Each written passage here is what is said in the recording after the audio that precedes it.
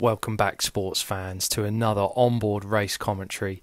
This time we are at the VC Venta Road Race that happened last Sunday on the course just north of Winchester. An absolutely mega circuit and really well organised event, so massive shout out to Venta, all of the AMS, the commissaires and all the marshals out on the course. It was brilliant. So hopefully today we're going to talk you through how a road race is a completely different beast to a circuit race. And as Ollie taps Mark on the back there in the neutral, let's jump straight in to 66 kilometres of fun. So the first rule of a road race is survive the neutral zone. It can be a little bit crazy with everyone just settling in, heart rates are starting to rise, and then you've got people bumper sucking the comms car up front. But here we go, flag, drop, and it's time to go racing. And as you would expect, things just go from the gun.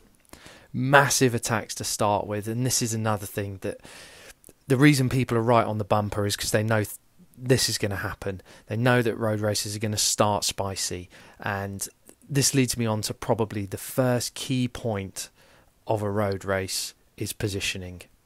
Sometimes on a circuit race you can get away with it a little bit, but on a road race it's narrow. You can't go over that solid white line in the middle of the road there, otherwise you will be disqualified from the race. It can get tight, so positioning certainly in the neutral and then from the start is really key. I'm just on the front here now and I'm just letting Mark ride away, so a nice early move for us here, Mossa, and we had 6 of us in this race, which was brilliant, a great turnout from us. So again, we had myself, Jamie, we had Mark, who you've just seen roll off the front. You can see in the rear cam now, I've got Ollie and Alex just coming up the outside, and then we also had Ollie Mitchell and Matt Davis in there as well, so a really good turnout for us. There were some other teams in there who also had some riders, so Onyx, Venta, of course, who are hosting the road race.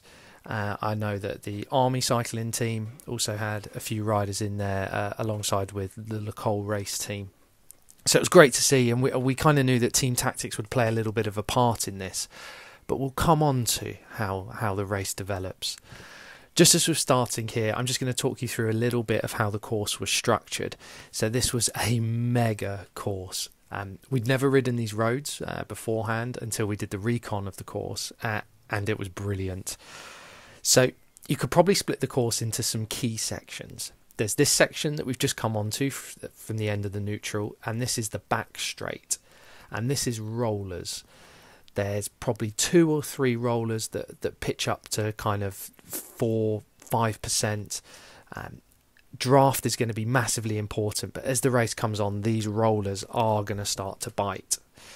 You'll see as we let the footage roll just down through this first back straight here, we're picking up a little bit of speed. I mean, we're going 50k an hour here, just down the other side of one of those little rises.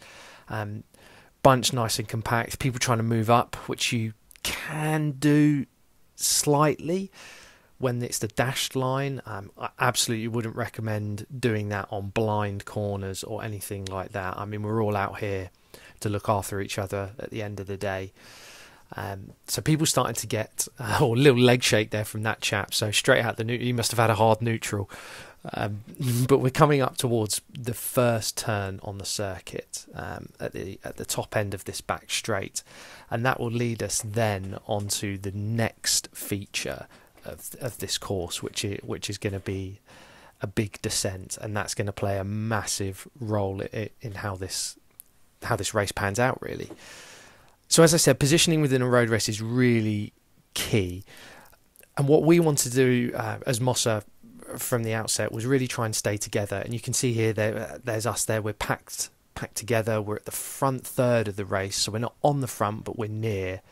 We want to be able to mark moves, we want to be able to see if anyone's getting up the road and make sure that we're in control, we're either represented or we're doing the attacking ourselves. Or a little bit of rubbing from Alex there, he's racing his first road race, gets straight stuck in, which is great to see.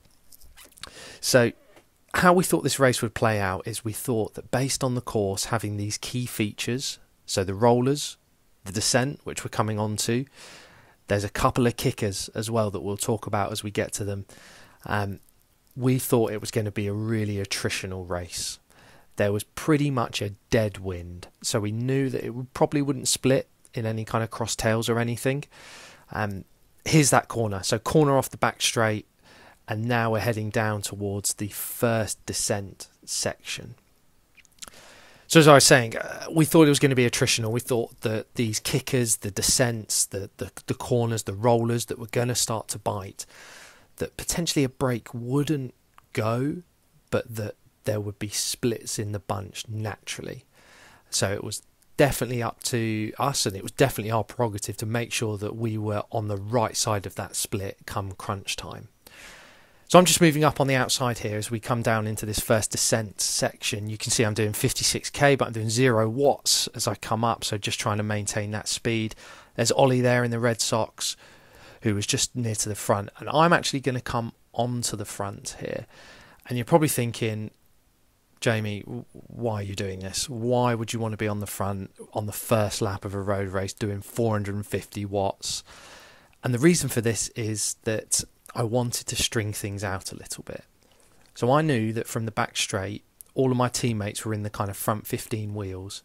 First time we were coming onto this descent section, at the end of the descent is a corner that you can take at real high speed into a kicker. So the key thing here is that I was going to try and keep it fast so that no one's getting bunched up. It's nice and safe. So yes, I'm spending energy here, but I know that I'm keeping my teammates safe by keeping it strung out, single file, as we come into this first descent section. And as we're about to kind of take the big drop down, you'll see how this plays out first time around. And it was exciting. This was probably my favourite bit of the course. It rewards you if you can handle the bike and you can trust your equipment. Trust your tyres as you come around into this corner, and I'm really hyping this up here, so I hope the camera's going to do this justice. You'll actually see what happens on the second lap, little teaser there for you. But some guys are starting to come around because everyone's thinking probably the same as me. But there's Ollie, and he is an incredible bike handler, and he is probably thinking exactly the same as me. In fact, I know he was. He wants to be top couple of wheels going into this corner. I've got Mitchell and Alex in the rear cam there that you can see. So I was thinking, great, I've done the right thing. Team's nice and safe, and here we go. Hold on to your hats as we sling around this corner at nigh on 60k an hour, and then we're smack straight into a hill. 900 watts first lap. Brilliant. Mega. Now this then, more 900 watts. This 1000, this now then takes you up towards the finish straight. So it will drop down from the top of that kicker again, and then we're going to head towards the finish. You can see how excited I'm getting at the thought of that corner. It really was the best bit on the course.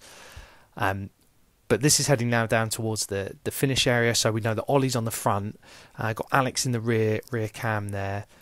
So we're in good position coming up to see the first of the finish lines, which would tell us that we have 7 laps to go. And this road race was 66k, so it wasn't too long, but certainly attritional. And we'll see what happens as things progress. But you can see that there's people coming around the outside now who are maybe out of position for that corner, trying to make up for it in watts that by being on the front we've all saved. If you can rail that corner over the laps, that will just add up, and you will absolutely save watts and therefore speed.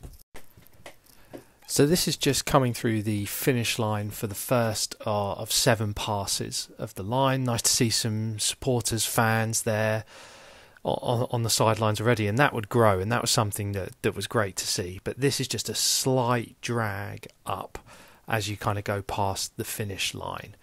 We're going to jump ahead actually about 1 kilometre past the finish line now, and this is the left turn onto Stud Lane. And we actually had Lee Mead, one of the Mossas, being AMS on this corner, so we're going to call it Meady's corner. There he is on the right, wave to him as you're doing 900 watts out the corner. And this was probably another this was another feature of the course where things could happen. So this was time for us to be attentive. And make sure that, again, rule number 1 or 2, positioning. So we're again towards the front. There's a couple of guys that have maybe just railed that corner really nicely, and they're up ahead, but we're coming up to this kicker, and this would prove to be a bit of a decisive part of the race. As it kind of pitches up for, it's about a 30-second effort, maybe slightly less. We've got Alex there dropping the hammer on his new bike, good man. But again, yeah, just that 30-second effort, another little kick in terms of the power. You can see people are out the saddle, people are all over the road really, and that would become a little bit of a feature as tiredness started to creep in as the race went on that section. Becomes a lot harder, 50k in, to do that 30-second 700 watts effort as I just stitch up this little gap here, make sure we're all back together as things go on. And the top of that kicker actually brings you to where we started this video from as the flag dropped at the end of the neutral zone, which was a roundabout. So we will take a left on this roundabout, and then we'll be back onto another key feature, which was the rollers.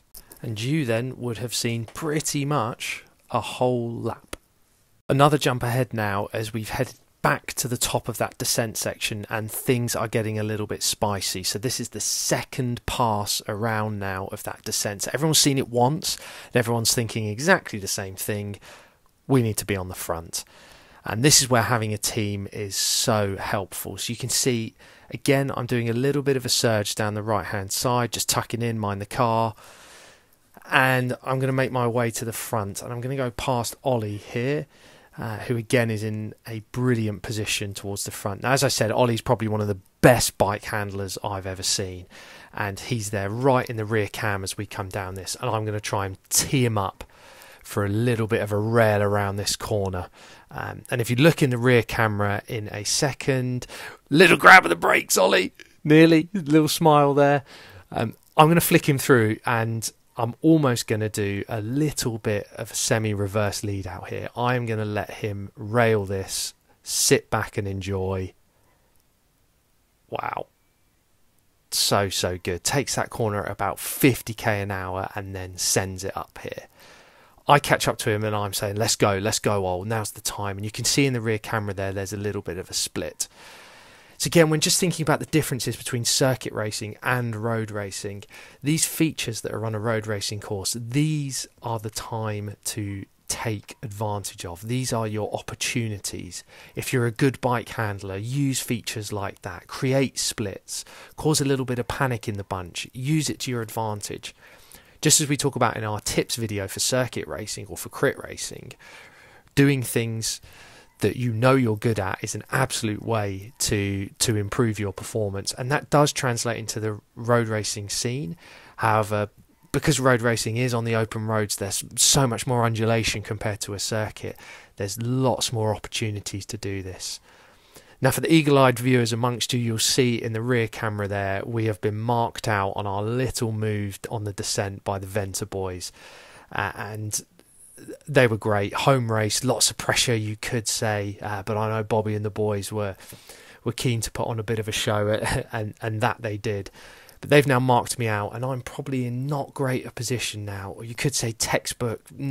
This is probably the worst place to be. I'm on the front on about a 4-5% drag up as we take the finish line. Again, 6 laps to go, second pass of the finish. Hopefully there are a few cameras around that could catch me on the front there. But I was doing a pace that was manageable. It was around that kind of threshold, so I wasn't killing myself. And I was just keeping the pace at a kind of sensible level. One guy has attacked. He's gone over the top, so maybe my pace wasn't good enough. But it's a solo rider. And we'd actually said beforehand in the bus that we aren't too worried about solo riders that go away, particularly if they're not from one of the big teams that we'd scouted out before the race. That guy, fair play to him, having a dig off my not hard enough pace, but a nice place to attack on that slight rise. And as you'd have seen from earlier in the video, we're about a kilometre away from the next corner, so not a bad place to have a go. It's just a shame for him that no one went with him, and that kind of solo attack in these on this circuit and with these teams behind it is probably not fruitful. Although that guy does have a go, but we're just going to stitch this back up together now. I'm going to slot in and try and get a little bit of rest before we get to that other feature with that kicker that's just past that left-hand turn, Meady's turn coming up. So with another small jump ahead, this is now actually halfway through the race. So I've taken us forward a whole other lap. You can see Alex here is just moving us up into Meady's turn, so about a kilometre past the finishing line. As we come round here, little dab of the brakes, tip it in, and then straight on the power. Now, what has happened in that previous lap as we were tucked in the bunch is that 3 riders have actually got away, and they've got about a 20-second gap as we come round onto the kicker feature just before the roundabout. So Alex has got on the front there. We've got Nuttall in the rear camera as well. And once we're over this kicker, if the gap's still around that kind of 20-second marker, it might be time to think about speaking to the other teams and seeing what we want to do together as a collective. This Paul Wheeler's guy has a little nudge up here, 700-800 watts. What's interesting is he actually had a teammate in the 3-man breakaway that had 20 seconds on us.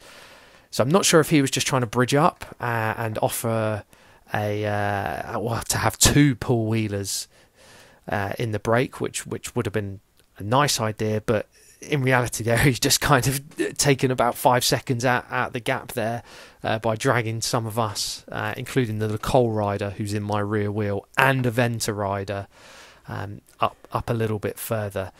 So that's 3 teams then with Mossa that are towards the front that could now think about getting organised.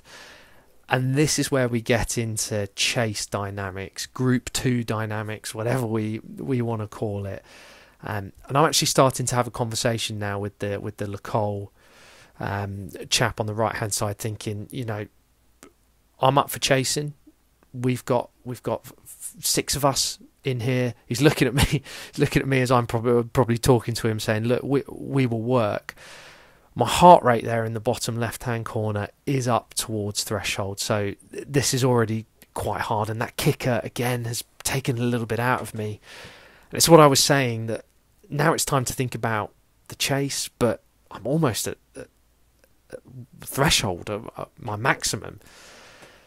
Now, Ollie Pickering from Venta comes up on the right-hand side here, and he actually says to me in a complete Chad way, "We bringing this back or what?" And he gets on the front and he puts the hammer down, 400 watts for me in the wheel, which was great to see. So now we're starting to get people are taking control, and sometimes it needs someone like Ollie's just done there. I was struggling to talk and breathe, just to come to the front and say, "Let's do this, lads." And now people are starting to roll turns, and these turns are hard. These are 450 watts in the wheels just to hold on here. As we're starting to try and chase this back, we've got one of the Venta boys as well. He's bobbing and weaving in the rear cam, and the chase is on. 36k an hour we're going, and that was about a 4% riser. Now it's my turn on the front. I dropped the power. Thankfully it was on a small descent here. Drop the power and come through, and I am probably thinking I need to flick someone through ASAP. But the Lecole rider's just done a turn, and it's starting to break down a little bit. Ollie from Venta's dropped back. He's done a big turn, and things now aren't going as quick as they were. Paul Wheeler's has another little attack here. So he must have been trying to make it 2 in the break. Maybe that was their idea. But I remember this point in the race so well. We've been trying to bring them back, done some hero turns, and now I am redlining. The army guy in front of me, I'm doing 500-600 watts in his wheel. Crazy. My heart rate is now way above threshold. This is almost verging on max for me, and all I am thinking about is hold on. What I wasn't aware of is behind that there was a little bit of a split. And there you can see it in the rear cam, that in the attempts to try and bring this brake back, and the gap was coming down, that splits were actually starting to occur. And you can see it's quite a substantial split, actually. And if this had have pressed on, I mean, I was in no position to get to the front and push this on. then things could have really kicked on here. In my head, though, I was probably thinking that I need some teammate support. I'm looking around here, and there's a couple of Venta guys, there's a couple of LaCole guys. I know that Paul Wheeler's chap's up the road, and he's got his teammate here. So I needed a little bit of Mossa support, so it wouldn't have made any sense for me to get on the front and drill that. It's about trying to think on your feet there, or think on your wheels, as your heart rate is absolutely through the roof. And you can see things are starting to come back together now. So it was time to settle in, try and recover a little bit, and the heart rate has come down, which is great. And 280 watts, I will take that all day long over 600. Just coming to the end of that rollers section, we've taken the left turn now to the top of the descent section. So we're now coming back towards that descent feature, and what I'm doing here is I'm trying to find the teammates. I've dropped back a little bit for a bit of recovery, and I'm thinking, right, where are the Mossa boys? Do we need to have a chat? What's going on? But I mean, we're doing 50k an hour coming into this. I don't really want to swing out and lose the wheel. If I do lose the wheel, then there's a chance it might not come back. But I do swing out a little bit, and things are calming down. I'm able to do 0 watts.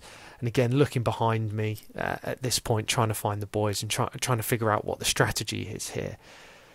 And again, just as we'd said beforehand, this is now becoming a race of attrition. Things are starting to get spicy. The fatigue is in the legs, as I can see Nuttall coming up and Matt Davis there. Things are getting tough, and this descent section now was a time to rest the legs, but you had to be so switched on mentally in terms of making sure you were cornering correctly. Alex is there as well, and at this point we're having to think about, okay, who have we got? So we know there's 4 of us here in the bunch, and unfortunately both the ollies at this point had been dropped, and that's just the nature of the beast with these road races, is that it can be positioning, it can be fatigue, it can be someone just absolutely drilling it just on those rollers there. I mean, 600 watts in the wheels, if that had have kept going maybe a few seconds longer, I was blowing a gasket. But this was a nice time actually to just regroup and think, what are we going to do? The break of 3 is still out in front, and people were probably looking and thinking, Mossa have got 6 riders in this race, could they get to the front and help with the chase? But as we'd seen, the chase was becoming a little bit fractured, and splits were happening, probably because the majority of the field were pacing themselves or were just a little bit fatigued. So we'd said to each other here now that it's probably time for us to sit in and think about how we survive the next couple of laps with as many of us as possible still in, as we come down this descent again, 60 plus k an hour. I'm towards the back, which isn't good for positioning, but at this point I was just trying to recover the heart rate and the feeling in the legs as much as possible as we swing round onto this left hand corner again, and then straight in, spike the watts, 1000 watts there, mega, as we come up. And it was a lot of fun doing this course and riding it. But now it was about sitting in for us, hoping potentially that this break would come back. And at this point, the gap was probably only 5-6 seconds. You could see them as you were looking through the bunch. As we skip forward another lap, and we are now all back together. The break came back, and it was Gruppo Compacto. We've got Matt there on the left-hand side, as there's a little bit of a surge, and you can see Matt in the rear camera there. Unfortunately, there were a couple of crashes in the bunch, and I'm glad to say that I believe everyone's okay, and that everyone who went down is okay. I'm sure it's a little bit sore bodies following that, so get well soon, lads. I hope you're all okay. Unfortunately for us, from a Mossa perspective, both Alex and Mark were caught behind those crashes, so we now just had myself and Matt Davis left, and it was on this section again, we're at the top of the descent, skip forward again, that we had a little bit of a conversation about what we do. And I think I said to Matt, actually, what's our best chance to win this? And at this point, both of us were feeling pretty good, and we were pleased to have made this final selection. of probably about 25 riders, and we'd said that hopefully, well, one of the ways is that we could try and get Matt up the road in a breakaway, or we could try and time our luck with a potential bunch sprint that it was probably more likely to come down to. I think we both thought that people at this point in the race, we're only 2 laps from the finish now, that people were probably going to chase things back and not let anything get away. Unfortunately for us, it did come down to a bunch sprint. We weren't able to get away, and also another unfortunate thing is that the batteries in the GoPro didn't quite last the 2 hours for this race. So what we will do in a moment is we're going to cut forward at the bottom of this descent to some finish line footage, and we can talk you through how the bunch sprint unfolded. But this was just such a fun race. It was the course, as I said, was absolutely mega. You really can't beat that feeling of riding as a team, riding together on the open road in these road races, getting stuck in, getting in amongst it. For the power nerds out there, I normalised 316 watts for this race, which was about 4.5 watts per kilo for nigh on 2 hours, and unfortunately it wasn't enough. Spoiler alert for the bunch sprint that's about to unfold in a lap's time is that Matt and I were in decent position coming into it. I was about 5th, 6th wheel as I was coming into the bunch sprint, but unfortunately, as I got out of the saddle to sprint, both quads just cramped up, completely couldn't move, and Matt came round and we managed to finish together, which was quite nice. And we are going to see that footage now from the side of the road in just a minute. So here we go. Here's the big sprint finish. I wish I could get as excited as they do on GCN about this, but seeing this reminds me of the pain in my legs as the chap in the all black kit comes across the line there to win it. I'm sorry, I don't know what team you ride for. There's Matty coming in with a nice smile on his face, and here's an absolutely broken man crossing the line as his quads just stopped working. Great result for the Venta boys as well, coming in 2nd and 5th in their home road race, so great to see that. And as I said, it was an absolutely mega event. We really enjoyed it, and thank you to everyone for organising that. And although the result wasn't there for the Mossa this time, we got stuck in, we had a go, and we loved it. If you've enjoyed this road race commentary, then please leave a like below and subscribe to the channel to see more content just like this. Also, leave a comment below. We'd love to hear from you, what you would like to see from the channel, and also your thoughts on road racing. And if you see us at any local races, then please come over, say hello, have a chat. We're a friendly bunch. And until then, we will catch you in the next one.